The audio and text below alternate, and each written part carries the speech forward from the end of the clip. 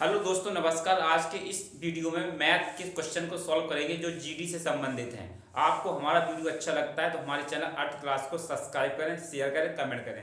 चलते सवाल। हमारा सवाल कहता है किसी वस्तु के मूल्य में 20% की कटौती कर दी गई, इसे पूर्व मूल्य पर लाने हेतु कितने प्रतिशत की वृद्धि करनी होगी। सवाल का मतलब है पहले कोई वस्तु 100 थी, उसमें कमी करी गई 20% की, तो उसे दोबारा 100% लाने के हेतु कितनी परसेंट की वृद्धि करनी होगी। कैसे करेंगे, ध्यान दें बोर्ड पर। सवाल कहता है किसी वस्तु में पहले कोई वस्तु 100 थी, किसी वस्तु का मूल्य 100 था, उसे 20% की कमी की गई, उसका मूल्य हो गया 80%। कितना हो गया, 80 हो 100 से 80 हो गया। अब दोबारा से 80 से दोबारा से 100 लाना है। कितना लाना है, 100 लाना है।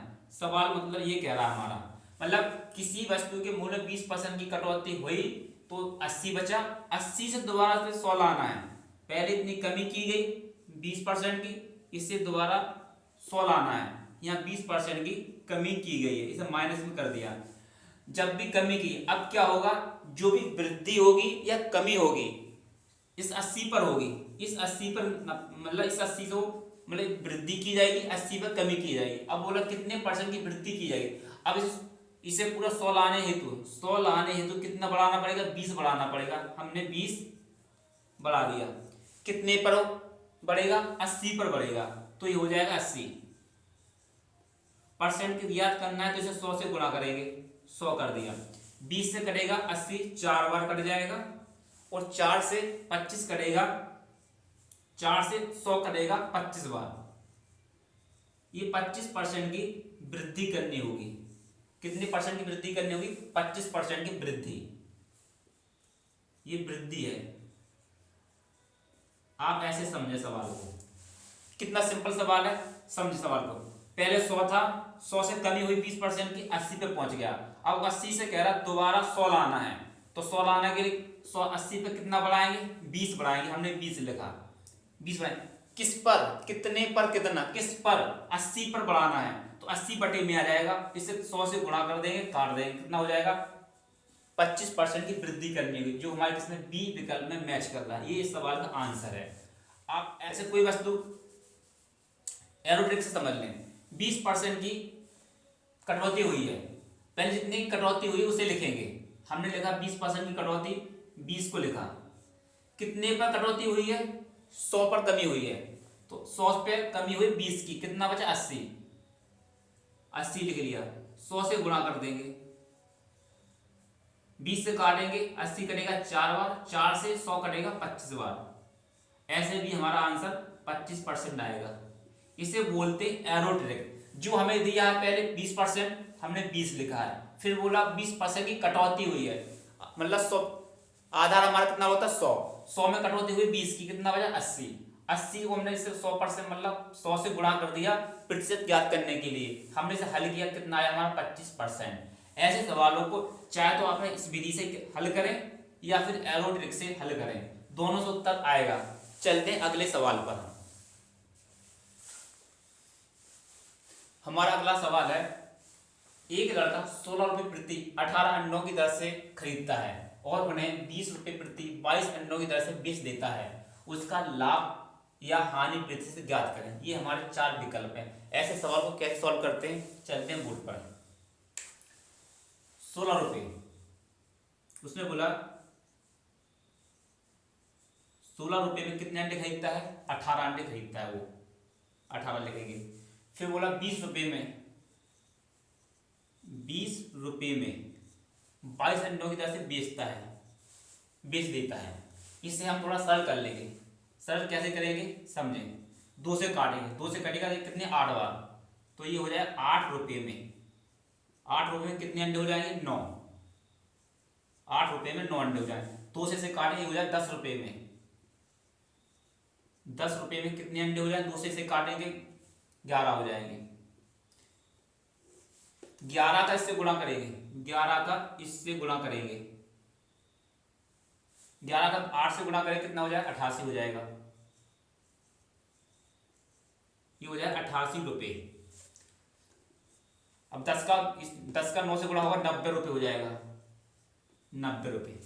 अब समझें, 88 की वस्तु, हमने 88 की कोई वस्तु को लिया है, खरीदा है और 90 में बेचा है। 88 की वस्तु को हमने कितने बेचा? 90 में। लाभ कितना होगा? 2 रुपये का लाभ होगा। कितने का लाभ होगा? 2 रुपये का लाभ होगा। 2 रुपये रखेंगे यहाँ पर, कितने पर होगा? 88 पर होगा। 88 इंटू परसेंटेज याद करना, 100 से गुणा कर देंगे, 100 से। अब 2 से काटेंगे, ये कटेगा 44 बार, और 4 से काटेंगे, ये कटेगा 25 बार, और 25 4 से कितना कटेगा? 11 बार। हमारे पास आंसर कितना आया? 25/11%। ये क्या है? लाभ है। लाभ क्यों?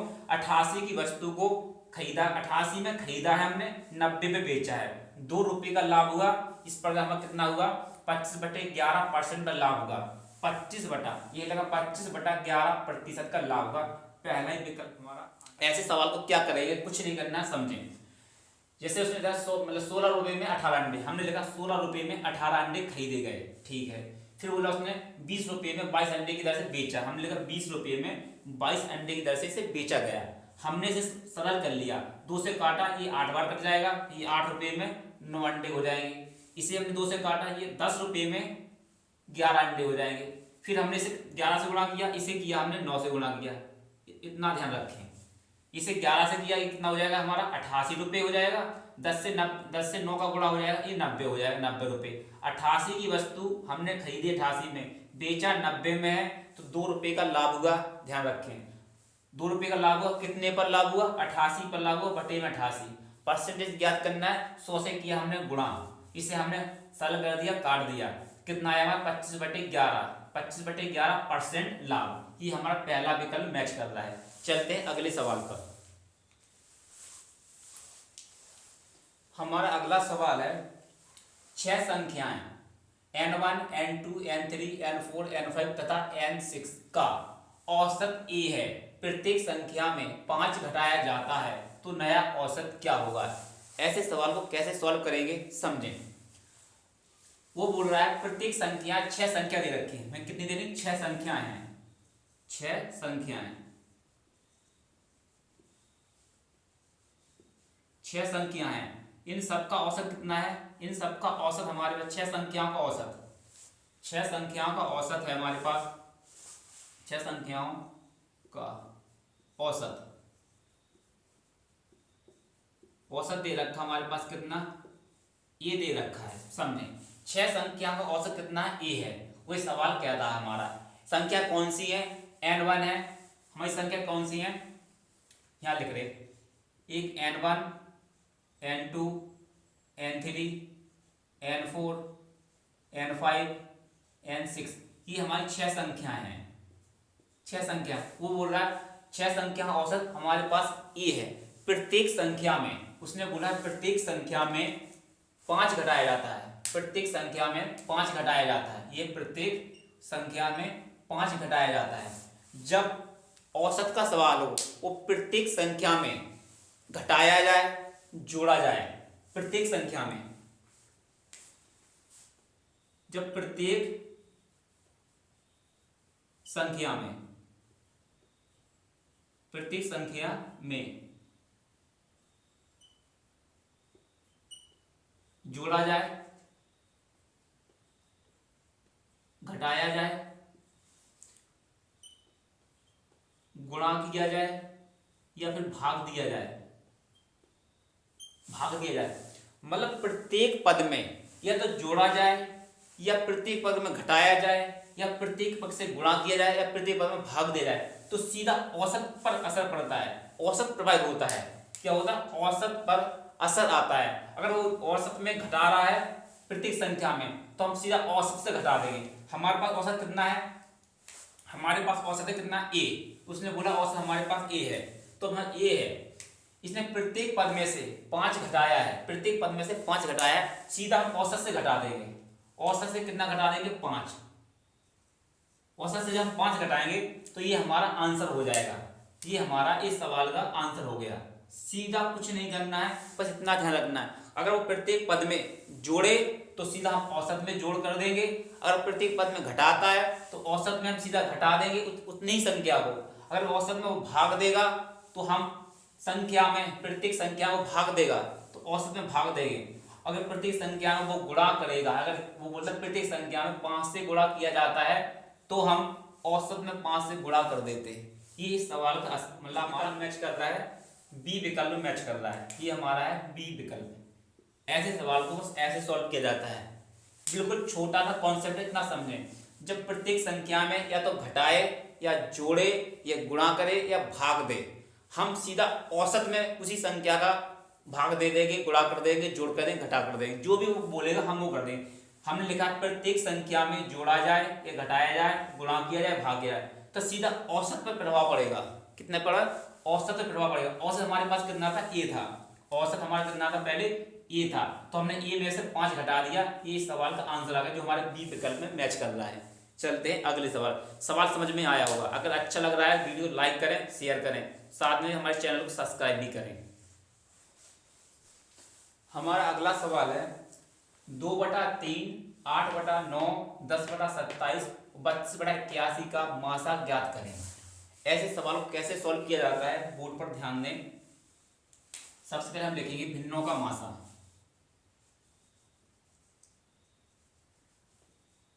भिन्नों का मासा, भिन्नों का मासा बराबर होता है अंश का मासा हर का लासा। ये हमारे इस सवाल का नियम है। अगर हमें भिन्नों का मासा ज्ञात करना है, हम लिखेंगे भिन्नों का, ये भिन्न दे रखी है हमारी 2/3, 8/9, 10/27, 32/81, ये हमारी भिन्न है। भिन्नों का मासा, अगर मासा पूछे तो ऊपर अंश भिन्न होती है हमारी, अंश बटा हर होती है। भिन्न कितनी होती है? अंश बटा हर होती है। तो अंश का लिखेंगे मासा, जो पूछा है, जो पूछा गया वो सबसे ऊपर लिखेंगे। भिन्नों का भिन्न होती है अंश बटा हर, तो अंश का लिखेंगे मासा, हर का लिखेंगे लासा।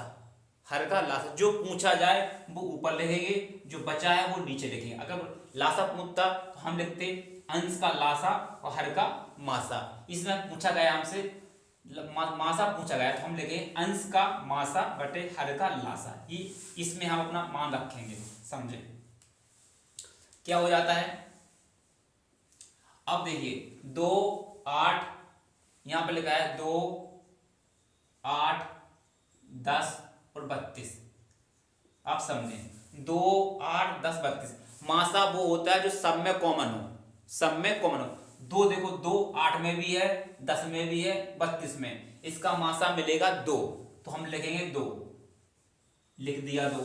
अब देखेंगे हम 3, इसका देखें 3, 9, 27 और 81, इसका देखेंगे हम एलसीएम, इसका देखेंगे हम एलसीएम, इसका हमने एलसीएम। तो इसमें देखो 9, 3, 9, 27, 81 का एलसीएम कितना आएगा? 81 आएगा। क्यों? 27 दिया 81 हो जाता है, 9 में 81 हो जाता, और 3 के पहाड़े में 81 काटेंगे तो 3 दूनी 6 और 30 7 21, मतलब इस सबको डिवाइड कर रहा है तो इसका लासा कितना आएगा? 81 आएगा। तो यहाँ लिख देंगे 81। ये हमारे इस सवाल का आंसर हो गया। किस विकल्प में मैच कर रहा है? ये देखें आप, किस विकल्प में मैच कर रहा है? 2/81, 2/81 मैच कर रहा है सी विकल्प में। ये हमारा इस सवाल का आंसर हो गया। आंसर ये हमारा एलसीएम है, ये हमारा एलसीएम इस संख्या का एलसीएम है। 3, 9, 27, 81 का एलसीएम हमारे पास 81 है, और 2, 8, 10 और 32 का मासा HCF कितना आएगा? 2 आएगा। तो 2/81 ये इस सवाल का आंसर हो गया। मैं कुछ नहीं, जब भिन्न का लासा पूछे या भिन्न का मासा पूछे, जो पूछा जाए उसे ऊपर रखेंगे, जो बचा हुआ है उसे नीचे रखेंगे। इस प्रकार से याद रखें। तो भिन्न का जब लासा मासा पूछा जाए इसी प्रकार से रखें, जो पूछा जाए ऊपर, जो बचा हुआ उसे नीचे। इस सवाल का आंसर होगा 2/81। चलते हैं अगले सवाल पर। हमारा अगला सवाल है, ध्यान से पढ़िए। अपनी सामान्य गति 3/4 चाल से चलते हुए एक आदमी अपने कार्यालय में सामान्य समय से 30 मिनट देरी से पहुंचता है। कार्यालय पहुंचने में उसे कितना समय लगेगा? कितना समय लगेगा? सामान्य समय पूछा उसने, कितना पूछा? सामान्य समय पूछा है उसने, कितना समय लगेगा। तो ऐसे सवाल को कैसे करेंगे समझे। सामान्य समय, तो सबसे पहले क्या लिखेंगे हम? वर्तमान। ये हो जाएगा हमारा वर्तमान। यहां लिखेंगे हम सामान्य समय। सामान्य समय कितना हो जाएगा? 3/4। ये हो जाए 3, ये होगा 4। ये क्या है? चाल है उसकी, ये चाल। चाल और समय एक दूसरे के विपरीत होते हैं, तो समय हो जाएगा, ये अनुपात में है 3/3:4। जब ये चाल है, समय हो जाएगा 4:3। एक दूसरे के विपरीत होते हैं। अब देखिए, अब ये समय लग रहा है, वो अगर 3/4 चाल चलते हुए एक आदमी अपने कार्यालय में सामान्य समय से 30 मिनट देरी से पहुंचता है, देरी से पहुंचा है, यह कितना देरी से पहुंचा है? 1 मिनट देरी से पहुंचा है। अंतर कितना है? 1 का। तो हम लिखेंगे 30 मिनट, तो हमने 30 लिखा। अंतर कितने का? 1 का। हमने 1 से दिया इसमें भाग, मतलब अंतर बटा अंतर बनाया, हमने जोड़ा। उसने पूछा है कार्यालय पहुंचने में उसे कितना समय लगता है। सामान्य समय पूछा है, सामान्य समय पूछा है। कौन सा समय? सामान्य, सामान्य समय पूछा है, ध्यान करना। तो सामान्य समय हमारा कितना है? 3 से गुणा कर देंगे। अब 3 से जब गुणा करें कितना हो जाएगा? 90। 3 3 का 9, 90 मिनट।